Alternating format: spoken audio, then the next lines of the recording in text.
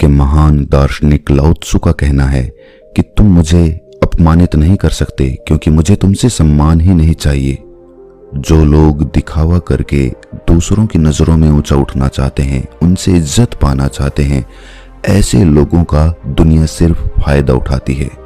अगर आप दूसरों से सम्मान पाने की इच्छा छोड़ दो तो आपका अहंकार मिटना शुरू हो जाएगा, और जब आपका अहंकार बिल्कुल खत्म हो जाएगा तो लोग अपने आप ही आपकी इज्जत करने लगेंगे। लेकिन समाज में रहते हुए लोगों के बीच अपनी इज्जत कैसे बनाएं? इसके लिए कुछ मूलभूत सिद्धांत होते हैं। इस कहानी के माध्यम से हम उन्हीं सिद्धांतों पर चर्चा करेंगे। तो चलिए कहानी शुरू करते हैं। युद्ध में जीत हासिल करने के बाद युवराज की खुशी का ठिकाना नहीं था। उसके पिता यानी कि उस राज्य के राजा, जो हमेशा अपने बेटे को निकम्मा और नकारा समझते थे, आज उसके रणकौशल का जरूर बखान करेंगे। आखिर विरोधी सेना कितनी ताकतवर थी, लेकिन इतनी बड़ी सेना का सामना करके आज युवराज ने जीत हासिल की थी। लेकिन जो लोग रण क्षेत्र में मौजूद थे वो सब जानते थे कि युवराज इतनी बड़ी सेना को देखकर रण क्षेत्र से भाग खड़ा हुआ था। इस जीत का सारा श्रेय उस सेनापति को जाता था जिसने अपने दिमाग और अपनी बहादुरी से विरोधी सेना को हरा दिया था। युवराज ने सेनापति को अकेले में बुलाकर पहले ही समझा दिया था कि मेरे पिता को यह हरगिज पता न लगने पाए कि मैं युद्ध मैदान से भाग खड़ा हुआ था। उन्हें यही लगना चाहिए कि ये युद्ध मेरी वजह से जीता गया है। जब राजा के कानों में यह बात पहुंची कि युवराज युद्ध जीतकर वापस आ रहा है, तो उसे यकीन तो नहीं हुआ कि उसका बेटा इतना बड़ा युद्ध जीतकर वापस आ सकता है। कहीं ना कहीं राजा को मालूम था कि इस जीत के पीछे उनका सेनापति हो सकता है। आखिर वो बचपन से अपने बेटे को देखता हुआ आया था। उसे पता था कि उसका बेटा कोई ऐसा काम नहीं कर सकता जिसको करने के बाद लोग ये कहें कि ये है राजा का असली बेटा। उसे अपना बेटा नकारा और निकम्मा लगता था। लेकिन जब सेनापति ने राजा को बताया कि ये युद्ध वो युवराज की वजह से ही जीते हैं, तो राजा को विश्वास तो नहीं हुआ, लेकिन फिर भी उसने अपने बेटे की पीठ थपथपाते हुए कहा कि मुझे आज पहली बार गर्व महसूस हो रहा है कि तुम मेरे बेटे हो। युवराज ये सुनकर बहुत खुश हो गया। अब उसका राजगद्दी पर बैठने का इरादा जल्दी ही पूरा हो जाएगा, क्योंकि उसने युद्ध जीतकर सबको साबित कर दिया है कि वो राजगद्दी पर बैठने का अधिकारी बन चुका है। रात के समय शयन कक्ष में सोते हुए जब युवराज अपने भविष्य के सपने देख रहा था, तब राजा ने अपने पास अपने सेनापति को बुलाया और अपने सेनापति से पूछा कि तुम मुझे सच सच बताना, क्या आज का युद्ध सचमुच में हम युवराज की वजह से जीते हैं या फिर वो झूठ बोल रहा है? मुझे सब सच सुनना है। सेनापति राजा का वफादार था, इसीलिए वो चाहकर भी राजा से झूठ नहीं बोल सकता था। उसने सब कुछ सच सच बता दिया कि किस तरह युवराज युद्ध के मैदान को छोड़कर वहां से भाग खड़ा हुआ था। राजा को यह सुनकर बहुत दुख हुआ। आज उसका बेटा उसी की नजरों में इज्जत पाने के लिए उससे झूठ बोल रहा है। राजा ने अपने सेनापति के साथ एक योजना बनाई। उस योजना के तहत वो अपने बेटे को सबक सिखाना चाहते थे। वो युवराज को समझाना चाहते थे कि इज्जत झूठ बोलकर नहीं कमाई जा सकती। इज्जत पाने के लिए दूसरे के दिल में जगह बनानी पड़ती है, उसे विश्वास दिलाना पड़ता है, सत्य बोलना पड़ता है, तब कहीं जाकर लोग तुम्हारी इज्जत करना शुरू करते हैं। राजा ने और सेनापति ने अपनी योजना के तहत अगले दिन सुबह सुबह युवराज को अपने साथ लेकर शिकार पर निकल गए। आज राजा एक सिंह का शिकार करने वाला था जिसने प्रजा को परेशान करके रखा हुआ था। जब युवराज को यह बात पता चली तो वो बहुत डर गया। उसने अपने पिता से बहाने बनाने की कोशिश की, लेकिन उसके पिता ने कहा कि बेटा मैं बहुत बूढ़ा हो गया हूं, अब मुझसे शिकार नहीं होता, ये शिकार तुम्हें ही करना होगा, मैं तो बस तुम्हारी सहायता के लिए तुम्हारे साथ चल रहा हूं। अब युवराज के पास बचने का कोई विकल्प नहीं था, इसीलिए वो शिकार पर चलने के लिए तैयार हो गया।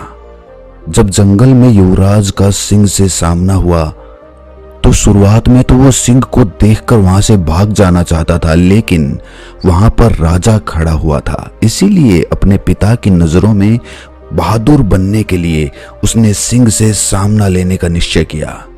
और आखिरकार युवराज और सेनापति ने मिलकर उस सिंह का शिकार कर लिया। इससे युवराज का आत्मविश्वास बढ़ने लगा था।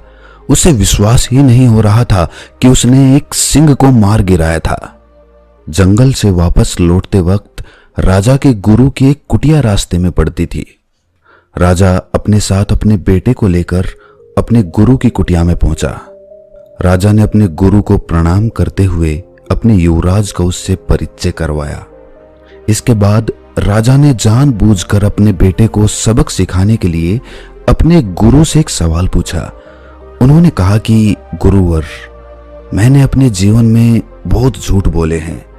अपने मंत्रिमंडल को हमेशा अपने साथ रखने के लिए मैंने बहुत दिखावा भी किया। बहुत सारे युद्ध जो मैं सेनापति की वजह से जीता था, उसमें भी सारा श्रेय मैंने खुद ही ले लिया। मेरे सेनापति को प्रजा के सामने कभी भी वो सम्मान हासिल नहीं हुआ जिसका वो हकदार हुआ करता था। लेकिन अब मुझे पछतावा होता है। लोग मेरे सामने तो मेरी इज्जत करते हैं, लेकिन मेरे पीठ पीछे मुझे कायर बोलते हैं। मुझे बहुत बुरा लगता है। मैं चाहता हूं कि मैं अपनी गलतियों को सुधार दूं, लेकिन कोई तरीका नजर नहीं आता। मैं ऐसा क्या करूं कि लोग मुझ पर विश्वास करने लगे, मेरी इज्जत करने लगे।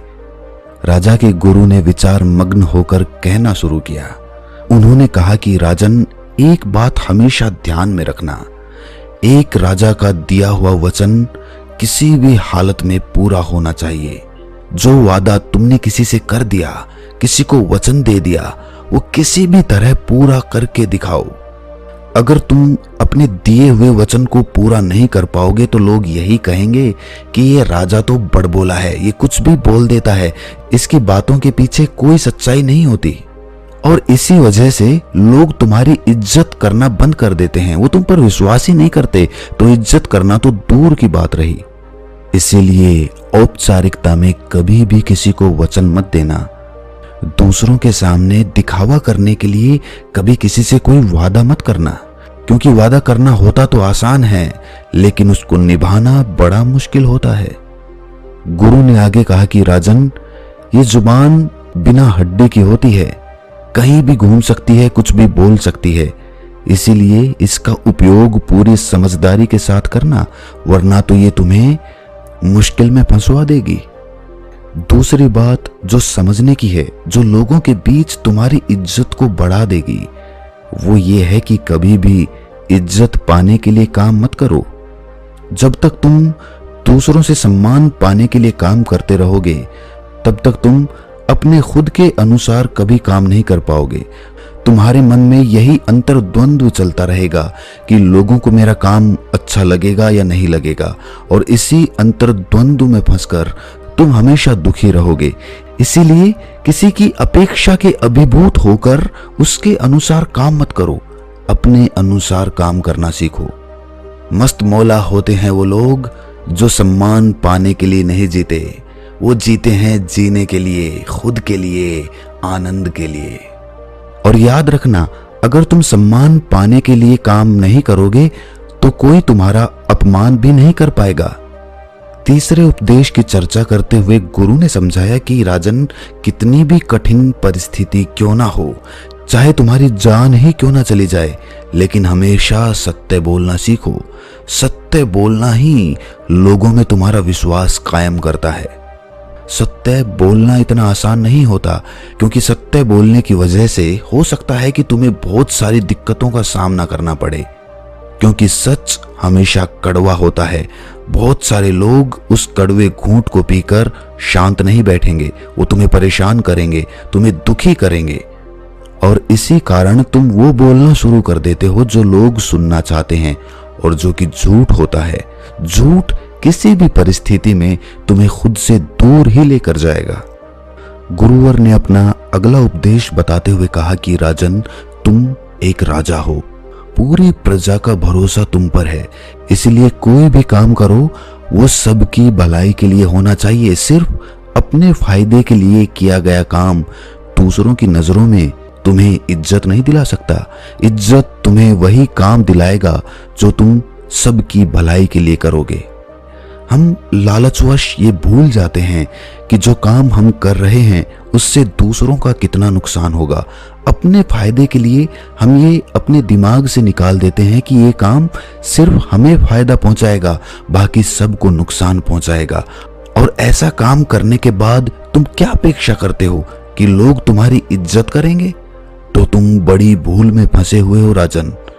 एक राजा हमेशा न्यायप्रिय होना चाहिए, और राजा ही नहीं अपितु हर इंसान को न्यायप्रिय होना चाहिए।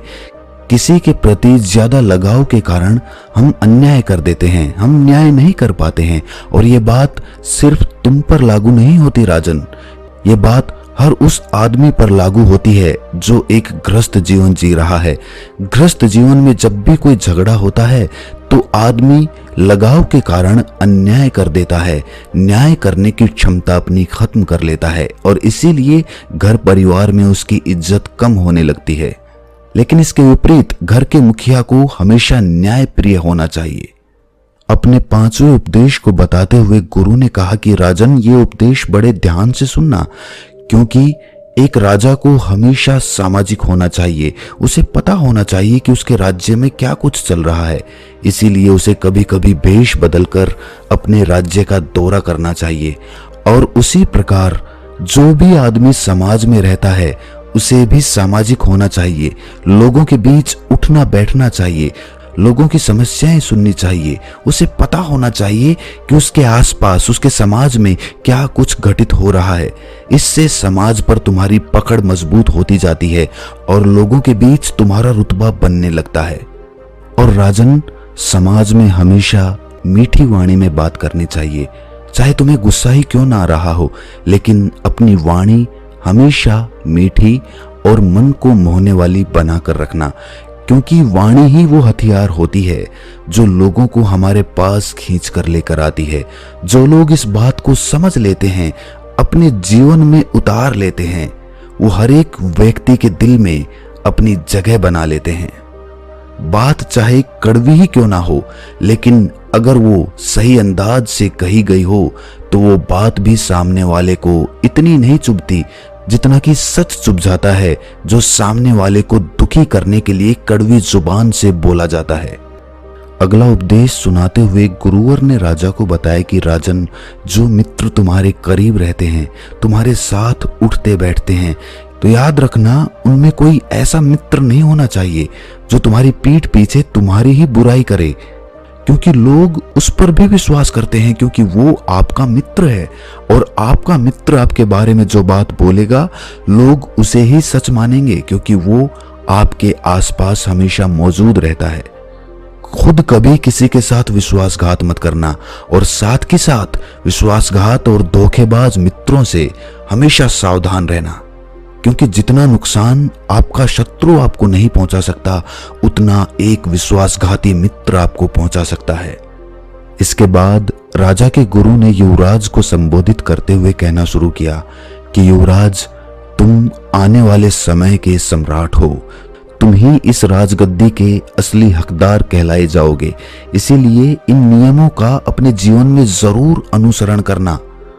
अगर तुम एक न्यायप्रिय और प्रजा के प्रिय राजा बनना चाहते हो तो इन नियमों का कभी भी भूलकर भी उल्लंघन मत करना, वरना तो तुम अपनी प्रजा के दिल में कभी भी जगह नहीं बना पाओगे।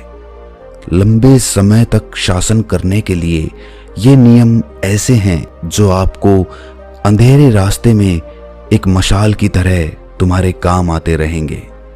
ये कहकर राजा का गुरु जंगल से लकड़ियां बटोरने के लिए निकल जाता है और राजा अपने युवराज और सेनापति के साथ अपने राजमहल में वापस लौट आता है। रात भर युवराज उन बातों पर विचार करता रहा और अगले दिन सुबह सुबह अपने पिता के पास जाकर उसने सारी सच्चाई बता दी कि किस तरह वो युद्ध के मैदान से भाग खड़ा हुआ था और सेनापति की वजह से वो ये युद्ध जीत पाए। राजा को अपने बेटे के मुख से ये सच्चाई सुनकर बेहद प्रसन्नता हुई। उसे लगने लगा कि अब इसमें राजा के गुण उत्पन्न होना शुरू हो चुके हैं और इसी के साथ पिता और बेटा एक दूसरे के गले से लिपट जाते हैं। तो दोस्तों, कैसी लगी ये कहानी आपको कमेंट सेक्शन में ज़रूर बताना, और अच्छी लगी हो तो इस चैनल को सब्सक्राइब करके नोटिफिकेशन बेल को ज़रूर प्रेस कर देना। तो मिलते हैं अगली कहानी में, तब तक के लिए अपना ख्याल रखें।